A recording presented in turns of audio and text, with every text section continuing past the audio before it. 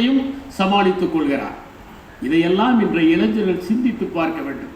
எல்லா வசதிகளும் கிடைக்கிற போது அதை பற்றி நாம் சிந்தித்து பார்ப்பதில்லை. எனக்கு ஒரு சம்பவம் நினைவுக்கு வருகிறது. ஆப்பிரிக்காவிலே 300 அடி வளர்கிற மரங்களின் விதைகளை கொண்டு வந்து இந்தியாவிலே நட்டார்கள். 30 அடி கூட வளரவில்லை. ஏனென்றால் அங்கே 300 அடி வளர்ந்தால்தான் கீழே வேர் சென்று நீரை உறிஞ்ச முடியும், மேலே கிளை சென்று சூரிய ஒளியை பெற முடியும். வளர்ந்துதான் தீர வேண்டும் என்கின்ற கட்டாயம் பற்றாக்குறையால் ஏற்பட்டது. ஆனால் இங்கே அனைத்தும் தாராளமாக கிடைக்கிறது, வளர வேண்டிய தேவையே இல்லை என்று 30 அடியிலேயே முடிந்து விடுகிறது அவற்றின் வளர்ச்சி. எனவே ஒரு பற்றாக்குறை சூழலில் படித்து தன்னை விருத்தி செய்து கொள்கிறார். அதற்கு பிறகு பள்ளிக்கு அருகிலே இருக்கிற நூலகங்களிலெல்லாம் சென்று படிக்கிறார். வீட்டிலே தாய் வருமானத்திற்காக தீப்பெட்டியை எல்லாம் சேகரிக்கின்ற, தீப்பெட்டியிலே மருந்து தடவுகிற தொழிலை செய்கிறார். இவரும் பள்ளியை முடித்துவிட்டு வந்து அதை செய்து அந்த வயதிலேயே ஒரு பொறுப்புணர்வை கற்றுக்கொள்கிறார். வீட்டிற்கு ஒரு வருமானத்தை பெற்றுத் தருகிறார். பள்ளிக்கு செல்கிறார். ஒரு விடுமுறை நாளில் தலைமை ஆசிரியருடைய அறையில் யாரோ 3-4 பேர் திருடி கொண்டிருக்கிறார்கள். எனக்கு ஒரு சின்ன சம்பவம் நினைவு வருகிறது. ஒருவருக்கு திடீரென்று தொலைபேசியிலே அழைப்பு வருகிறது. கல்லூரி பேராசிரியர், உங்கள் அறையில் ஏதோ திருட்டு போய்விட்டு இருக்கிறது, அறை திறந்து கிடக்கிறது, புத்தகங்கள்லாம் கலைந்து கிடக்கின்றன, பேனாவின் மூடியை கூட யாரோ திறந்து வைத்திருக்கிறார்கள், வந்து பாருங்கள் என்ன திருடு போனது. அவர் வந்தார், அனைத்தையும் ஆராய்ந்தார். ஒன்றும் திருடு போகவில்லை, நான் எப்படி வைத்து விட்டு போனேனோ அப்படித்தான் இருக்கிறது என்று சொன்னார். ஆனால் இந்த தலைமை ஆசிரியருடைய அறையிலே திருட்டு போனவுடன் இவர் ஓடி போய் தலைமை ஆசிரியரிடம் சொல்லுகிறார். உடனே வந்து பிடித்து விடுகிறார்கள். அடுத்த நாள் செய்தித்தாளில் இவர் புகைப்படத்துடன் அது வெளியாகிறது. அந்த மாதிரி பள்ளியில் படிக்கிற போதே ஒரு பொறுப்புணர்வுடன் இருக்கிறார். எழுதுகிறார், எனக்கு திருக்குறள் மிகவும் பிடித்தது. எனவே வாழ்க்கையில் நெருக்கடி ஏற்படுகிற போதெல்லாம் திருக்குறள் என்கின்ற ஆசானை திரட்டி திருப்பி பார்ப்பேன். அதனால் நான் அடுத்தது என்ன செய்ய வேண்டும் என்கின்ற வெளிச்சத்தை பெறுவேன். இங்கே மற்றவர்கள் கூறியதைப் போல நுழைவுத் தேர்வுக்கு தாய் தாலியை கரட்டி கொடுக்கிறார், படிக்கிறார், கால்நடை மருத்துவத்தில் இணைகிறார். பொதுவாகவே கால்நடை மருத்துவர்களை நீங்கள் கவனித்தால் அவரிடம் ஒரு பண்பை பார்க்கலாம், மிகுந்த பொறுமைசாலியாக இருப்பார். கால்நடைகளுக்கு மருத்துவம் பார்க்கிறவர்கள் கால்நடைகளுக்கு மட்டும் மருத்துவம் பார்ப்பதில்லை. அவர்கள் ஆடுகளுக்கு பார்ப்பார்கள், கோழிகளுக்கு பார்ப்பார்கள், நாய்களுக்கு பார்ப்பார்கள், பூனைகளுக்கு பார்ப்பார்கள், முயல்களுக்கு பார்ப்பார்கள், வான்கோழிகளுக்கு பார்ப்பார்கள், நெருப்பு கோழிகளுக்கு பார்ப்பார்கள், எருமைகளுக்கும் பார்ப்பார்கள். ஆனால் அந்த மருத்துவத்தில் இத்தனை விலங்குகளுக்கும் வெவ்வேறு பாகங்கள் வெவ்வேறு விதமாக இருந்தாலும் அனைத்தையும் அவர்கள் 5 ஆண்டுகளிலே படித்து அந்த மருத்துவத்தை பார்க்க வேண்டும். ஒரு சின்ன சம்பவம், மனிதர்களுக்கு மருத்துவம் பார்க்கிற ஒருவரிடம் ஒருவர் வந்தார். எனக்கு உடல்நிலை சரியில்லை என்றார். என்ன செய்கிறது என்றார் மருத்துவர். நீங்களே கண்டுபிடியுங்கள், அருகிலே ஒரு மருத்துவமனை இருக்கிறது, அங்கே சென்றால் உங்களுக்கு வைத்தியம் பார்ப்பார்கள். அந்த மருத்துவமனை கால்நடை மருத்துவமனை. அவர் போய்விட்டு வேகமாக வந்து, என்னை இப்படி சொல்லிவிட்டீர்கள், கால்நடை மருத்துவமனைக்கு என்னை போக சொல்கிறீர்கள். அங்கேதான் விலங்குகள் பேசாது, பேசாமல் மருத்துவர்களே கண்டுபிடித்து மருத்துவம் செய்வார்கள். அதனால்தான் உன்னை அங்கே போக சொன்னேன். எனவே விலங்குகள் பேசுவதில்லை. வயிறு வலியா அல்லது நெஞ்சு வலியா கால் வலியா என்று அவை சொல்லுவதில்லை. அவற்றையெல்லாம் கண்டுபிடித்து வைத்தியம் பார்க்க வேண்டும். சில நேரங்களில் நாய்கள் கடித்துவிடும். சில பேருக்கு கை விரல்கள் துண்டானதையெல்லாம் நான் பார்த்திருக்கிறேன். பூனைகள் கீறிவிடும். ஆனால் பொறுமையாக அவை கடித்தாலும் வைத்தியம் பார்க்கின்ற நல்ல உள்ளம், பரந்த உள்ளம், பொறுமை உள்ளம் கால்நடை மருத்துவர்களுக்கு உண்டு. அவர் கால்நடை மருத்துவராக சேர்ந்ததனால் தான் இவ்வளவு பொறுமையாக வாழ்க்கையில் படிப்படியாக முன்னேறி இருக்கிறார்.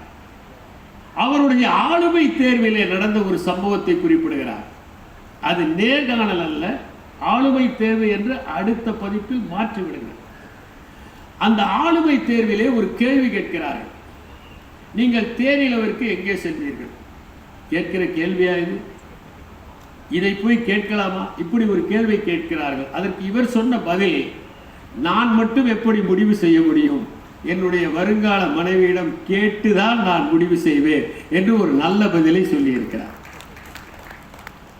முதலில் அவர் இந்திய காவல் பணிக்கு தேர்ந்தெடுக்கப்படுகிறார். அங்கே செல்லி பயிற்சிகள் எல்லாம் மேற்கொண்டாலும் இவருக்கு இந்திய ஆட்சி பணியின் மீது ஒரு காதல். பிறகு இந்திய ஆட்சி பணிக்கு தேர்ந்தெடுக்கப்படுகிறார்.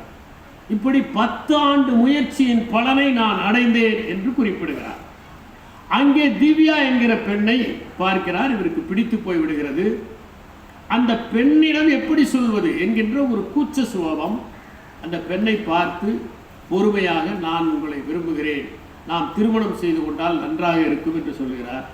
உடனே திவ்யா சொல்கிறார், நான் இதை முடிவு செய்ய முடியாது. உங்களுடைய நல்ல குணங்கள் எல்லாம் எனக்கு பிடித்திருக்கிறது, ஆனால் பெற்றோருடைய சம்மதத்தோடு தான் நான் திருமணம் செய்து கொள்வேன். இவரும் ஒரு கண்ணியமான ஒரு நட்பு பாருங்கள். பிறகு இருவரும் திருமணம் செய்து கொள்கிறார்கள். அவர் இந்திய வனப்பெண்.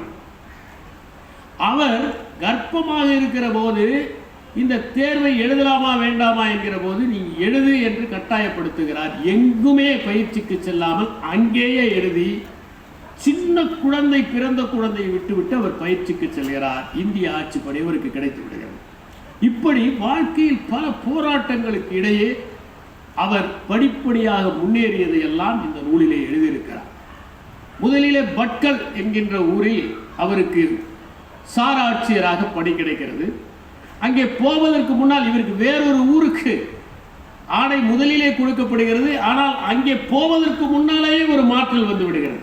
அதுதான் பட்கல். ஆனால் கவலைப்படாமல் அங்கே செல்கிறார்.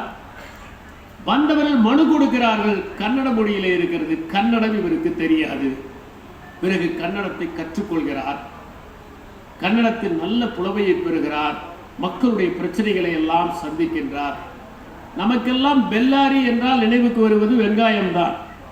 ஆனால் பெல்லாரியிலே அவர் மாவட்ட ஆட்சித் தலைவராக பொறுப்பேற்கிறார். அங்கேதான் திரு பாலபாரதி அவர்கள் குறிப்பிட்டதை போல நலத்திட்டங்களை எல்லாம் செயல்படுத்துகிறார். வீட்டுக்கு வீடு சென்று கழிப்பிடங்களை கட்ட வேண்டும் என்று பரப்புரை செய்கிறார். நான் கூட காஞ்சிபுரத்திலே இருந்தபோது இந்த வீட்டுக்கு வீடு கழிப்பறை கட்டுவது 1997-8 மிகவும் குறைவாக இருந்தது. மக்கள் கழிப்பறை வீட்டில் இருக்கக்கூடாது அது என்று ஒரு சம்பிரதாயமாக நினைத்திருந்தார்கள். அப்போது நான் சில கிராமங்களை எடுத்துக்கொண்டு ஒவ்வொரு வீடாக சென்று கட்டும்படி சொன்னதனால் என் இலக்கையும் அடைந்தேன், அவர்கள் உடல் நலத்தையும் அடைந்தார்கள். எனவே இவற்றையெல்லாம் ஒரு பரப்புரையின் மூலமாகத்தான் செய்ய முடியும். அதை செய்து, அது மட்டுமல்ல, அவர் அங்கன்வாடி மையங்களை எல்லாம் ஒரு மனித வள மேம்பாட்டு மையமாக மாற்ற வேண்டும் என்று செயல்பட்டிருக்கிறார். ஒரு நாள் ஒரு பழங்குடியினர் குழந்தை அது குடிசையிலே உணவை வைத்துக் கொண்டிருக்கிறது. ஒரு பன்றி வந்து அதை பிடுங்கி சாப்பிட்டுக் கொண்டிருக்கிறது. அதை பார்த்து கண் கலங்கி அதற்கு தேவையான உதவிகளை எல்லாம் செய்கிறார். இப்படி எளிய மக்களின் பால் பரிவும் கனிவும் கொண்டு பணியாற்றி இருக்கிறார் அவர் மாவட்ட ஆட்சியராக. ஒவ்வொரு கட்டத்திலும் அவர் இதை எழுதுகிறார். மாவட்ட ஆட்சியர் என்பது ஒரு அலங்காரமான பதவி அல்ல, அது ஒரு பொறுப்பு. நாம் நம்முடைய கடமைகளை எல்லாம் செம்மையாக செய்ய வேண்டும் என்கின்ற உணர்வோடு நாம் செய்தால்தான் அதிலே நாம் வெற்றியை பெற முடியும்.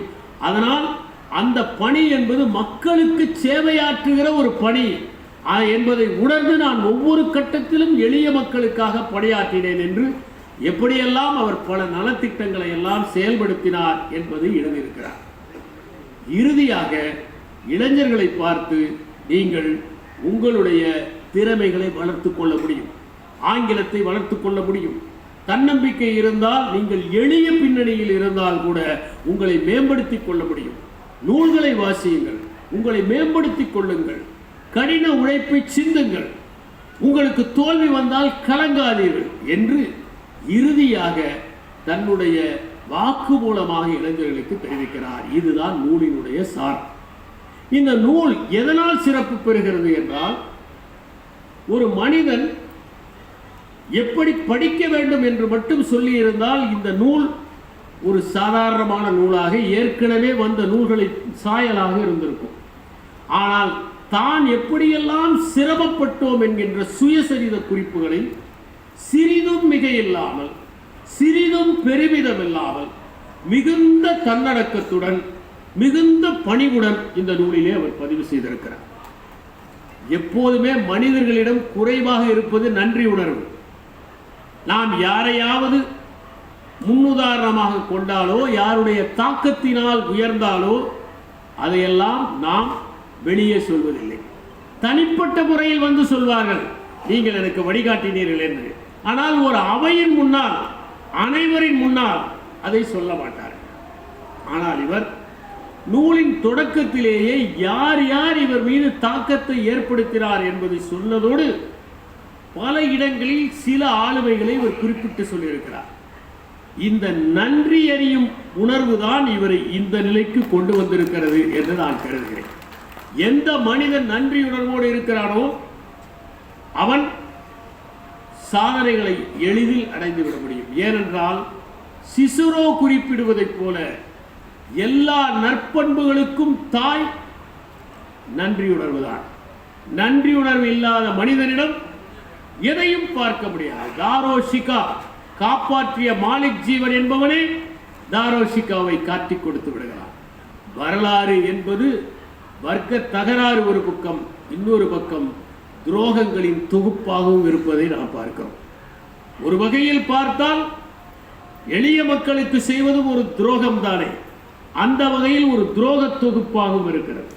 அப்படிப்பட்ட ஒரு சூழலில் நன்றியுணர்வு மிகுந்தவராக இருப்பதோடு அவருடைய தாய் சின்னத்தாய் அவர்களையும் தந்தை வரதராஜன் அவர்களையும் தொடர்ந்து அவர் எழுதி அவர்களுக்கு தன்னுடைய நன்றி மலர்களை காணிக்கையாக்கி கொண்டே இருக்கிறார். அவர் பட்ட சிரமங்களை எல்லாம், அவர்கள் அளித்த பங்களிப்புகளை எல்லாம் வரிவிடாமல் அவர் தெரிவித்திருக்கிறார். தனக்கு உதவிய நண்பர்களை, தனக்கு வழிகாட்டிய ஆசிரியர்களை, தவறாக எழுதியதற்காக கன்னத்தில் அறைந்த ஆசிரியர்களை எல்லாம் எழுதி தன்னுடைய வாழ்க்கையில் அப்படிப்பட்டவர்கள்தான் மாற்றங்களை, மறுமலர்ச்சியை, முன்னேற்றத்தை முகிழ்க்க வைத்தார்கள் என்பதை இந்த நூலிலே பதிவு செய்திருக்கிறார். எனவே இந்த நூலை திரு பாலபாரதி அவர்கள் குறிப்பிட்டதைப் போல ஒரு நாவலை படிப்பதைப் போல நாம் படித்துவிட முடியும். அந்த அளவிற்கு இதை சுவையாக எழுதியிருக்கிறார். வெறும் கட்டுரைகளாக இல்லை, ஒரு கதையைப் போல, ஒரு கதை அம்சத்தோடு இதை எழுதியிருக்கிறார். எனவே பக்கங்களோடு 350 பக்கங்கள், 349 ரூபாய். அது மட்டுமல்ல, இதிலே வருகிற தொகையை கூட எளிய மக்களுக்காக பயன்படுத்துவேன் என்று ஒரு வாக்குமூலமும் கொடுத்திருக்கிறார். நீங்கள் எந்த எளிய மக்களுக்கு பயன்படுத்த வேண்டும் என்று விரும்புகிறீர்களோ அவர்களை நாங்கள் தேர்ந்தெடுத்து கொடுக்கிறோம் என்பதை மட்டும் இந்த நேரத்தில் சொல்லிக் கொள்கிறேன்.